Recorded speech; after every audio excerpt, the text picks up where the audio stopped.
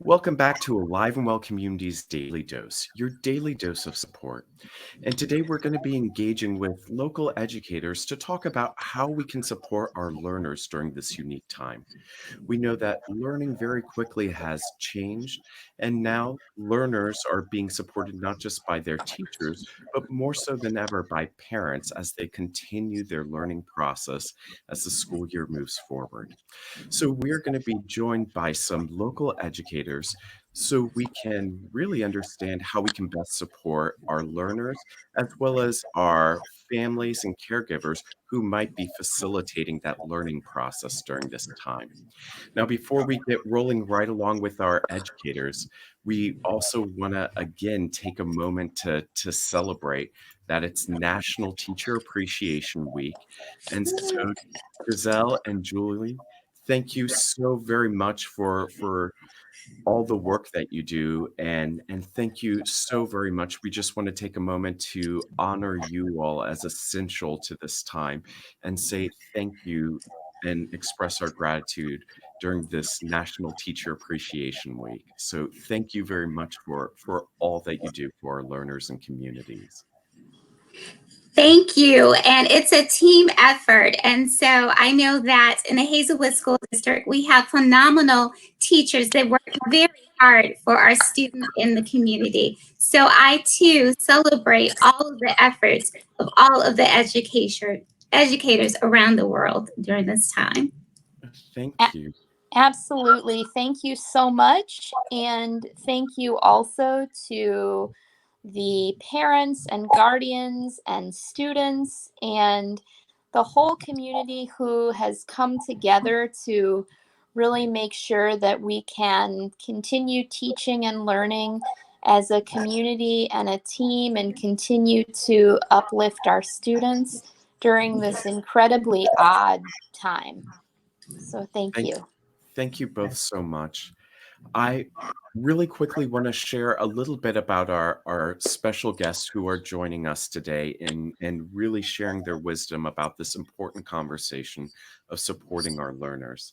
So, Giselle is the lead counselor and social worker for the Hazelwood District and has been there for over 20 years. And she shared with us that she's also a graduate of the Hazelwood School District as well as a resident of the Hazelwood community. In addition to that, Giselle is also a private practice therapist in the area and has really committed herself to supporting learners and families throughout her whole career. We're also joined by Julie, who is a Spanish teacher, and we know that learning languages during this time can be especially tricky. And Mhm. Julie has almost 10 years of experience being a veteran educator, and she is working in a pre-K through 8 school here locally in the St. Louis region. So we're so excited to have both of you all here. And I just want to say thank you for taking the time and start off with what are some of the things you're seeing during this time in learners as they're attempting to really juggle the uniqueness of the current situation as well as kind of balancing their learning. Thank you. And thank you for the introduction. And I just needed to say that I am a counselor. However, I am not a social worker, but I support an amazing team of social workers in the Hazelwood School District. And I would like to also thank Alive and Well for all of your important work that you have done during this time in our community and also supporting our schools and our efforts to make this new normal a, a great opportunity for our kids and family and community to come together and to look at education in a different lens. And you said, what are some things that we're seeing? And so, right now, that we are trying to meet families and children from where they are to meet them where their needs, where they are academically, social, emotionally, and then also with supports in the community. And so, we like to think of Maslow before Bloom, meaning that we want to make sure that their basic needs are met, or we want to empower the community to give them resources to have those basic needs met. And so that we're asking for parents and educators and community members and kids to be flexible and give themselves grace during this time, that we are all navigating this together. And it may change because we know that we are looking at the CDC and we're looking at other health organizations to kind of let us know how we should navigate and to make sure that our families and students stay safe. We are doing things to make sure that equability is there. For example, that our children that have Chromebooks, if they do not have internet capabilities, that our district has given Wi-Fi services or hotspots to children in that situation. Also, we have paper packets that we also have given out to kids that cannot use the computers at this time. Also, looking at different ways to connect and collaborate with our parents as well through emails, through text, through social media, and also phone calls. So right now we're looking at 3 C's that we call it. We want to make sure that we practice care with our kids and our families and communities. Also, we want to connect with them to let them know that we care about every aspect of their lives right now. And so we want to make sure that they know that the school is in partner with them at this time, and also collaboration, heavy collaboration with the CDC and with other organizations to let us know how we can mainstream and to connect and to do things that are appropriate to keep our kids and communities safe during this time. No, that's a lot of considerations that have to be accounted for if we want to support our learners and their ability to ultimately learn. What are Yes. you seeing, Julie? I'm noticing that as we are navigating this new terrain, that really we are redefining our priorities when it comes to education. We are redefining what learning looks like. We are redefining what standards look like. We are redefining what differentiation looks like. We are redefining what connection looks like. And um, I do several days a week, I do meetings via Zoom with different groups of my students. And one thing that I have noticed, no matter what the age group, no matter what the developmental level or language level, no matter how much Spanish they know or don't know, what those students are craving right now and need right now is connection and the sense that someone is there for them and cares for them. Um, I could have the most perfectly timed out, planned out lesson, and, could be thinking, this is what we're going to do during our 30-minute Zoom time.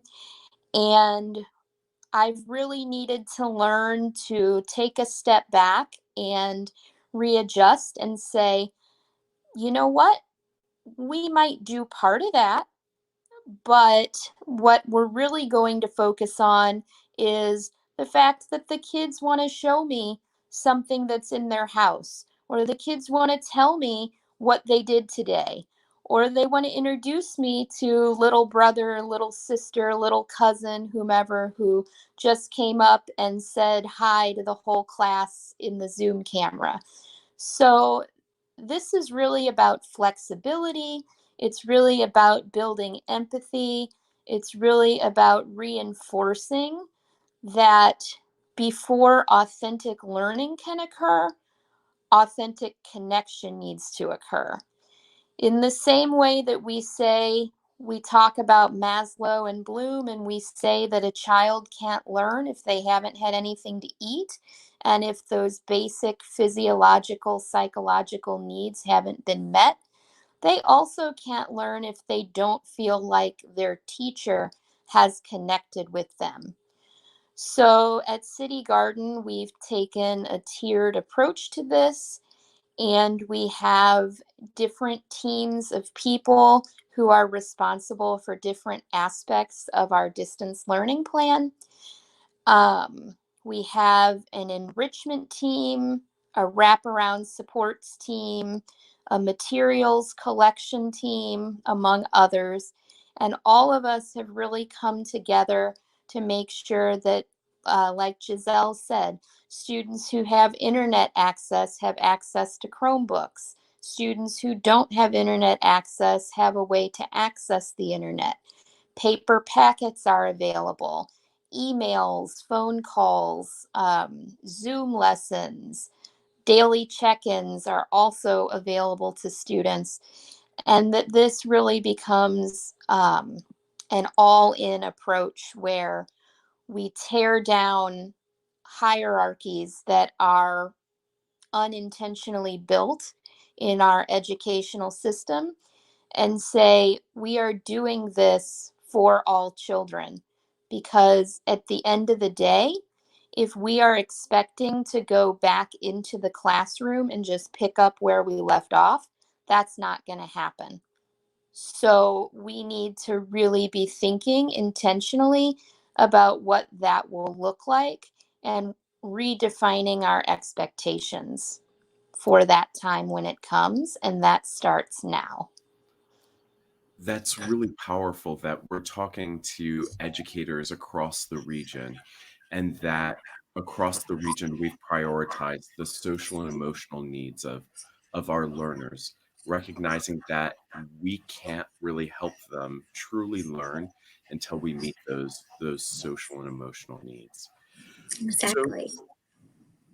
I want to ask then, because we know that right now, you know, caregivers are responsible for much more of that facilitation of the learning process than previously. And so what input or advice would you extend to caregivers who are helping to really support our learners during this time in being able to learn?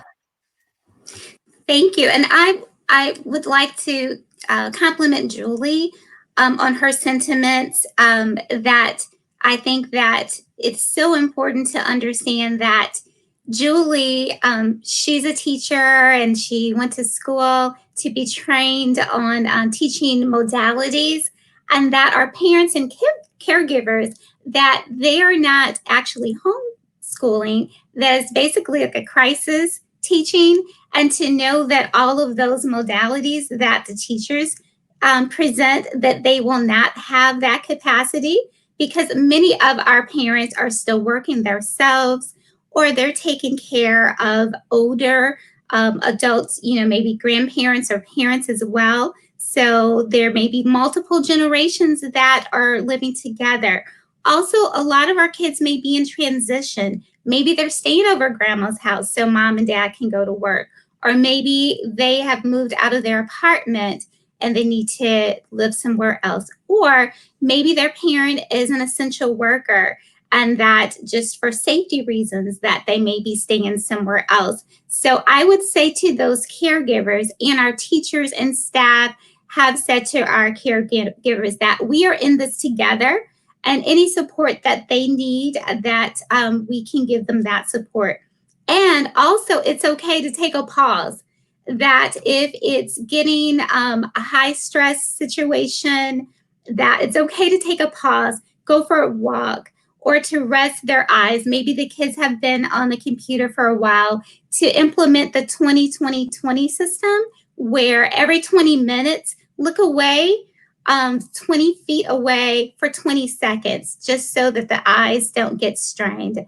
And so also that we have a network of parents for support as well.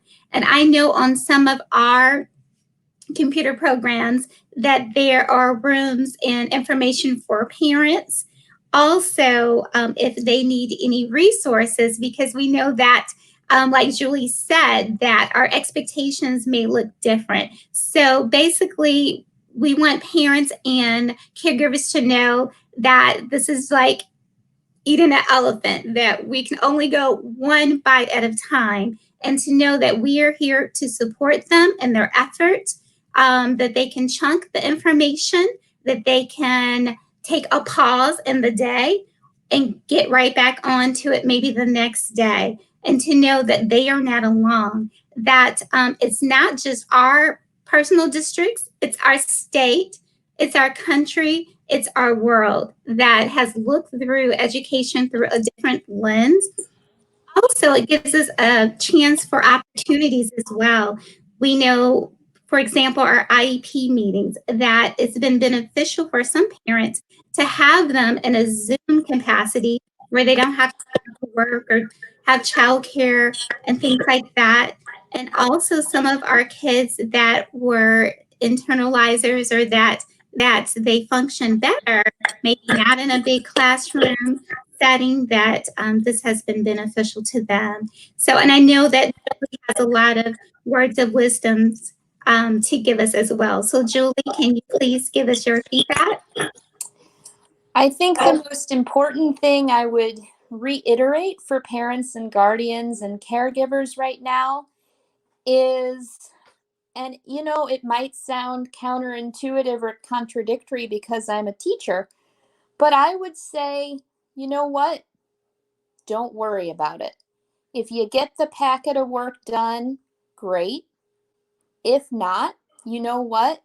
Every single kid in the world is pretty much in the same, I don't want to say in the same boat, because that implies that we're all experiencing the same thing, and we're not. We have to look at this from an equity model and not an equality model. We all bring different perspectives and experiences to this, and that's also what I would reiterate to the parents, the caregivers, the guardians. Um, they are not, while they are teachers for their children, they cannot be expected to know and to be able to implement the same curriculum and standards and expectations that would be implemented and carried through in a regular classroom. These are unprecedented times. And so we really need to realize that we're going to take a step back, and we're going to look at this and say, when it's time to all come together in the classroom setting again, we will readjust, we will reevaluate, and we'll just meet each child where they are and do what we need to do. But don't stress about the work packets, don't stress about the e-learning, don't stress about this, that, and the other thing. We'll get it when it's time to get there. And the most important thing right now is to be taking care of our children and of ourselves, so that when we return to that situation, we can more fully be present for the things we're going to encounter. Thank you both for that crucial wisdom you shared. I think, Giselle, that 20-20-20 rule that you shared with us is something I need to post right here on my wall as my own personal reminder. I agree. Yes. That's great. And Yes, and Yeah. in the field, we're wondering if there's going to be something post Zoom anxiety, or some type of modality with being present on Zoom for hours and hours at a time. But we know that we can also utilize coping strategies for ourselves as it relates to technology also. And Julie, and what you said about taking those breaks, and knowing that our world looks different, but we know that with tragedy, that opportunity can coexist at the same time. Absolutely. And we know Absolutely.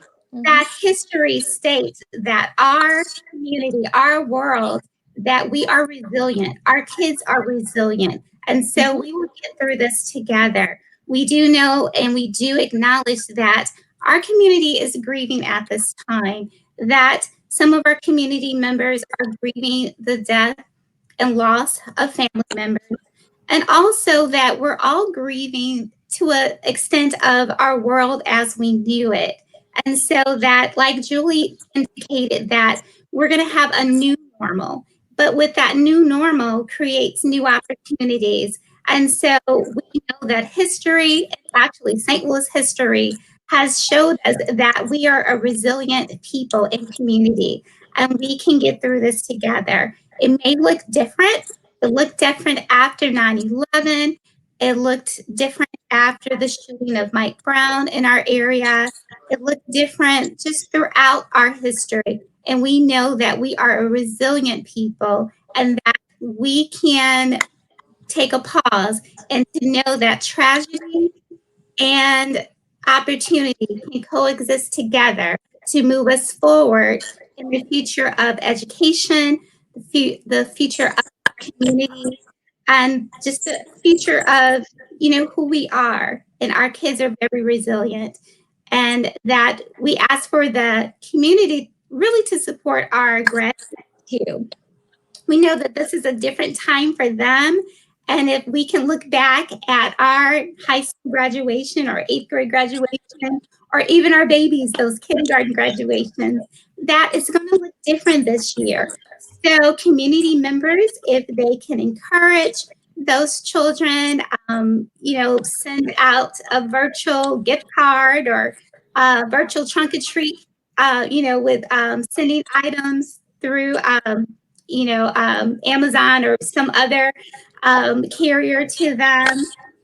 Also, volunteering for virtual career days while we're home, a time that we can pop in on a Zoom call or a Google call that a teacher has to tell about what it looks like for them. Maybe even sending through snail mail, if you can remember being a child, actually getting letters from someone. So that I know in our community, we have bears in our window for a bear hut. So when people go walking around, that kids can look for the different bears in the window. Also, chalk art. So when we go for walks, there's words of affirmation that we can see. But speaking of that equability part, that we know that some communities, kids cannot go out and do that. I have, for example, I did that in my mother's neighborhood in North St. Louis, and I actually found myself jumping over a fence because there was a stray dog, and we laughed about it. We were safe, and we said this is just a story that we'll talk about that happened during the pandemic, but it still opened up the basis of it's not the same. And like you said, we're all, and I heard this on a Facebook post, I'm not sure exactly who said it, that we're all in the same storm, but we're in different boats. And we have to recognize that our community members are in a different boat. When I need to go to the store, I can get in my personal car and drive somewhere where my neighbor down the street may have to take a bus to do the same action. And so when I came onto this call, I could just open up my computer and do it, where my neighbor down the street would have to find a hotspot somewhere, or maybe even our local church to go onto the computer.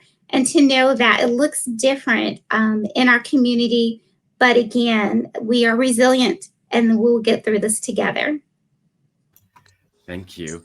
And I know you both have talked about some of the unique things that are that you're seeing, and one of our viewers asked, what are some of the unexpected delights or opportunities that you've noticed at this time, as you talk about, like, even though we may be in the time of a pandemic, we are seeing some great nuggets pop up and a lot of great opportunities that are being highlighted. So if you two could share, we would love to hear your insights. I think that when you step out of one setting or situation and into another, first of all, there are always going to be things that look different and that can be scary. One thing that I've noticed throughout all of this is that I have had the chance, ironically, to get to know my students on a different level. And that's because we are not in a room with 4 or 5 walls where they are expected to conform to school norms or rules or cultural expectations. And they really feel like, I feel like they feel that they can be more themselves. Um, I think that sometimes when we are in classroom environments, whether we intend to be or not, sometimes teachers can be myopic in our thinking because we are thinking, oh crap, I have to get this part of my lesson done. I have 15 minutes left. I have this child who is behaving this particular way. I have this thing that I still need to do. I have this meeting at 3 o'clock. I have this parent who needs to talk to me. And the list just goes on and on and on. And it plays over and over and over again in our head. And whether we mean for it to or not, that is the nature of the work that we do. And I think as educators, we were all somewhat aware of that. And we still chose to go into this profession, which I think says a lot about where we are as people and what we choose to prioritize and care about. With that being said, distance learning has opened up opportunities, presented opportunities for us to get to know our students in different ways. When we're on Zoom calls, I get to see the insides of some of their homes. When I'm in staff meetings, I learn about students who are struggling, and I learn about that from a perspective of not just, oh, they didn't do their homework today, but, oh, they didn't do their homework today because actually their parents work 12 hours a day and they've been in their 1,400 square foot apartment all by themselves all day. If I was a kid in that position, I'm not sure I would do my homework. I think I would have other things I'd be thinking about. And I think that distance learning has presented chances and opportunities for us as educators to broaden our thinking, become more creative in the way that we present things, and also become less myopic because we are being forced to think outside the box. And along with that, I also want to encourage everyone to be thinking about students who learn differently, namely students with disabilities. As a teacher with a physical disability, I have cerebral palsy. I've been on either side of that line where I've been a student with a disability and now I'm a teacher with a disability who's making accommodations for students with disabilities. And in distance learning, that looks different. And to be quite honest, there's been lots of conversation going on about how to make that an equitable experience for that particular community of students, because we want to make sure that our students with disabilities are getting, to the fullest extent possible, the rigorous education, equal education that they deserve and are entitled to. And in this unprecedented time, that requires us to be flexible and um, less focused on what our goals are and more focused on what the needs and the goals of the particular situation or student are. So thank you both. I think that's so true. And one of our viewers, I think, highlighted that so beautifully, that tragedy and opportunity can coexist. And sometimes we forget that. Yes, and I'm sorry. I just wanted to state that I heard that I forgot his last name, but that actor, Broadway actor, Billy. I forget his last name, but he stated that in a broadcast and talking about those golden nuggets that we have had during that time is that connection, that universal connection that we can get wisdom from people from around the world during this time, and that as educators, as therapists, as social workers, that we can contact and communicate and collaborate with people from around the world. And I'm sure we always could do that, but now we see that we can do that more. And for our kids too, that they can talk to a student in another country, they can talk to another student in another school district where they can collaborate together. And like Julie said, that we could see that everyone's at home, that it kind of gives us the sense of that we're all in this together, and that we're in different phases of the virus, and to know that the kids in New York, things that they have done, and then also just being mindful of what we can control.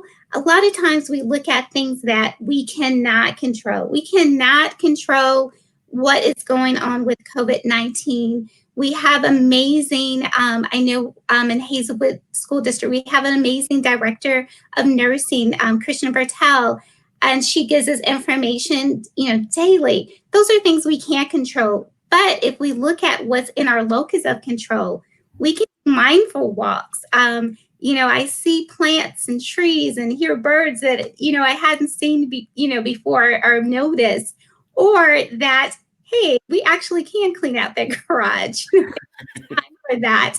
Or just taking the time to reconnect with our families and learn more about our community, about our parents, and about our kids. And then also just the hidden talents. For example, one of our school counselors, Andrew Harris, he did a video lesson about making paper airplanes. And the first time it didn't work. He hadn't done it in years. But the second time, trial and error, the kids got to see, actually that mindset, that growth mindset, that if you continue on, that you can make a difference. So those are some of the nuggets that we found, just an appreciation of our community, of our kids, and then also knowing that, we are all connected and we're all in this together. Thank you both so much. And thank you both. I just have to say, for all of the great wisdom that you shared with us today. I personally learned a lot, and I'm sure our viewers tuned in and learned a lot as you shared about how we can support those caregivers, how we can support our educators, how we can support our learners, and also how we can really make sure that even those of us who may not be supporting learners during this time, how we can be of use, benefit, and support to those who are attempting to learn and facilitate that learning during this time. So I just want to take an opportunity to say thank you both so much for joining us on today's Daily Dose and sharing your wisdom with all of us. And I also want to take an opportunity to our viewers who are tuning in. Today is your daily challenge. Think about how you can support a learner. Think about how you can support someone who may be facilitating learning for someone else. And once again, think about a way that you can show appreciation to one of many current educators out there, or maybe one of those special educators who personally touched your life during this week as we celebrate National Teacher Appreciation Week. So, Giselle and Julie, thank you, thank you, thank you. We so greatly appreciate it. And we appreciate you taking time out of your busy schedules to be here with us. And thank you. And thank you again for everything that Alive and Well does for our community and also for our schools. And thank you for building those stepping stones that will help our community get through this together. Thank you so much. Thank you. It was such a pleasure to have you both. And to our viewers who are tuning in, again, thank you for joining us. And also, make sure you tune in tomorrow for another excellent episode of the Daily Dose as we continue to learn about how we can support ourselves and our community. We'll see you back here tomorrow. Take care. Bye. Thank you so much. Bye bye.